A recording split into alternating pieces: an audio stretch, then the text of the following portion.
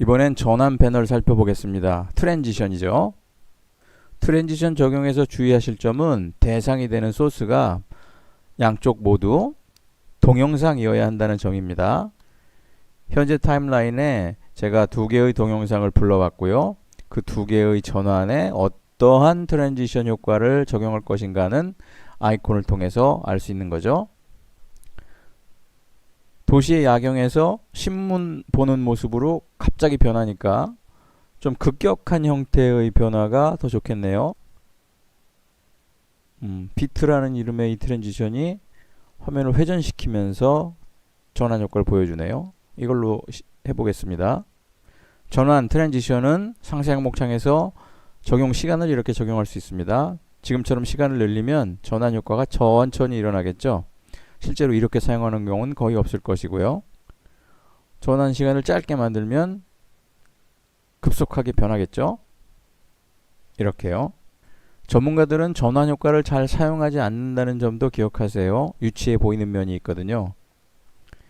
이번엔 필터 패널입니다. 필터는 이전에 설명드린 편집 효과와는 약간 다른 느낌이죠. 편집 효과는 영상 소스에 구체적으로 변화를 줘서 소스에는 없던 모습을 보이게 하는 거죠. 번개가 치거나 테두리가 생기거나 하는 것. 그러나 필터는 소스 자체의 내용이 변하지는 않고 다만 화면으로 보여지는 느낌이나 뉘앙스를 바꾸는 데 사용하는 겁니다. 따뜻한 느낌의 필터를 선택하면 영상이 따뜻한 느낌을 주는 거고요. 이런 편집 효과와는 크게 대비가 된다는 거죠. 필터 역시 테마별로 분리되어 있는데 그 테마 중 하나에 한국 드라마가 있습니다. 적용해 보세요. 자, 이번에는 조정 패널입니다. 조정 패널에는 사용자 조정 항목이 있는데요. 이 기능이 포토샵이나 다른 편집 프로그램에서 어저스트먼트 레이어라고 부르는 그 기능이에요. 조정, 어저스트먼트 기능은 미리 만들어진 필터만으로는 만족스러운 결과를 내지 못할 때 자신만의 세팅을 상세 화면에서 설정해서 원하는 분위기를 만들어낼 때 사용합니다. 지금은 조정을 일부 소스에만 적용하고 있지만 전체 영상의 결과에 내가 만든 분위기를 적용하고 싶다면 조정 레이어의 길이를 처음부터 끝까지 쭉 늘려서 적용하면 되겠죠. 조정의 세부 사항에는 색 온도, 명도, 채도, 휘도, 밝기의 세부 사항, 그리고 기타 특수한 느낌을 주는 사항까지 변경할 수 있습니다. 나중에 설명하게 될 애니메이션을 조정의 항목에 적용하면 시간의 흐름에 따라 느낌이 변하는 효과도 만들어낼 수 있습니다. 카메라의 비네트 효과도 있네요. 조정을 하다가 본인의 조정이 마음에 들지 않으면 각 항목의 이름을 더블 클릭하면 조정 전의 원래 상태로 돌아갑니다. 꼭 기억하세요. 이번에는 플레이어 창 살펴보겠습니다. 플레이어 창은 중심에 화면이 보이는 창이고요. 위쪽에 프로젝트의 제목이 있습니다. 오른쪽에 있는 세부 정보 칸으로 이동하시고 그 오른쪽 아래 구석에 있는 수정하기를 누르시면 프로젝트 제목도 변경할 수 있고 이렇게요. 본인이 원하는 제목으로 바꿔주시면 되고요. 소스는 프로젝트 저장 경로에 복사본으로 둘 수도 있습니다. 비율, 해상도, 프레임 속도, 컬러 공간까지 본인이 원하는 대로 프로젝트의 설정을 변경할 수 있습니다. HDR 사용이 가능한 하드웨어를 갖고 계시면 그것도 선택할 수 있습니다. 제 건 HDR을 지원하지 않네요. 플레이어 창 계속 살펴보죠. 오른쪽 구석에 3선 누르시면 색상 오실로스코프를 켤 수 있는데요. 색 보정에 사용하는 각종 계기들 화면 3개가 나타납니다. 색 보정할 때 보시면서 하면 유용하겠죠. 세부 정보 창의 조정 패널에서 각 항목들을 조정하시면 오실로스코프들의 화면이 조금씩 변경하는 걸 아실 수 있습니다. 이걸 눈에 익혀 두시고 본인이 원하는 색 보정을 할 때 사용하시면 되겠네요. 미리 보기 품질을 선택할 수 있습니다. 자신의 컴퓨터 사양에 따라서 성능에 맞게 잘 돌아가게 볼 거냐, 품질 우선으로 더 잘 보이게 할 거냐 선택할 수 있습니다.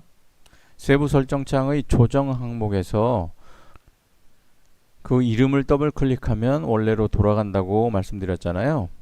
그런데 각각 따로 하지 않고 전체를 한 번에 원래 모습으로 돌릴 수 있습니다. 다시 실행 단축 누르시면 전체 설정이 원래로 돌아갑니다. 스틸 프레임 내보내기 클릭하시면 이름 정하고 경로 정하고 해상도 형식 지정하실 수 있는데요. 스틸 프레임 내보내기 완료라는 메시지 떴고요. 이게 뭘까요? 720p로 해상도 선택했습니다. 유튜브용 썸네일 만들 때 이렇게 만들면 되죠. 다른 썸네일은 설정 조정하셔서 만들면 되고요. 그런데 썸네일인데 아무 글자가 없으니까 아까 배우셨던 텍스트 메뉴에 가셔서 텍스트 템플릿, 미리 예쁘게 만들어진 썸네일용 글자를 불러오시고 세부 설정 항목에서 그 내용을 본인에 맞게 변경하시면 됩니다. 아마도 썸네일 만드는 가장 쉬운 방법 아닐까 생각이 드네요. 타임라인을 움직여서 배경 이미지도 본인이 원하는 자리로 옮겨 볼 수 있고요. 이렇게요. 여기가 마음에 들면 거기서 썸네일 내보내기 설정 끝에 내보내기 하시면 네, 내보내기 됐네요. 경로에 가셔서 만든 거 이미지로 보실 수 있습니다. 네, 이렇게 만들어졌습니다.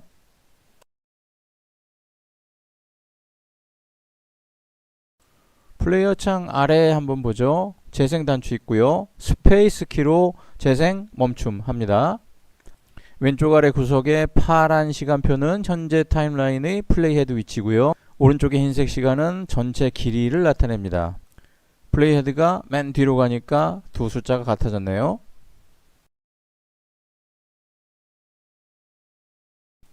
타임라인이 오디오 채널에 음소거 해제 단추 있는 거 알아두세요. 오디오의 음소거가 해제된 상태에서 음이 있는 곳을 지나가면 보세요. 타임라인 코드 옆에 있는 레벨 메터가 초록색으로 보입니다. 지금 현재 오디오가 있다는 신호죠. 오디오 소스 클릭하시면 아래 하얀 선 나오고요. 이걸 마우스로 드래그 하시면 볼륨이 더 커지는 게 데시벨로 표시됩니다. 다시 한번 재생을 해보면 아까는 초록색만 있던 레벨 메터에 노란색이 추가됐죠. 볼륨이 더 커졌다는 뜻입니다.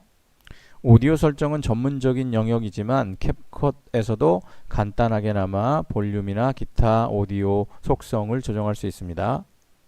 플레이어 화면 마저 보겠습니다.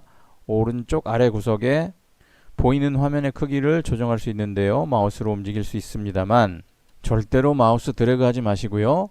컨트롤 마우스 휠 확대 축소는 반드시 이걸로 하는 겁니다. 가장 끝에 전체 화면 확대 있네요. 다시 줄일 수 있고요.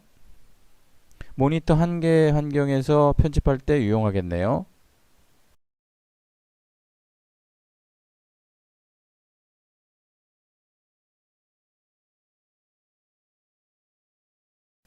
이번엔 여러 번 언급했던 세부 정보 창에 대해서 알아보겠습니다.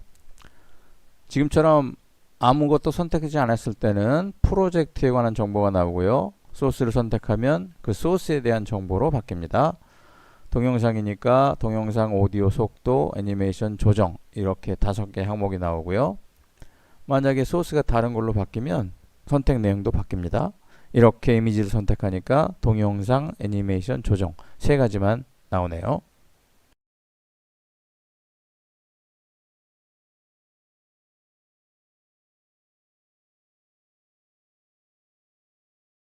속도 패널에서 동영상의 재생 속도를 바꾸는 걸 한번 해보죠. 선택한 소스의 재생 속도를 0.3배로 바꾸니까 재생 시간이 늘어났죠.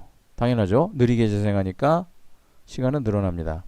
뒤의 소스는 자동으로 뒤로 밀려갔고요. 느리는 길이를 빈 공간의 시간으로 맞추려면 기간으로 조정해도 됩니다. 지금은 일단 재생 속도로 조정해 보죠.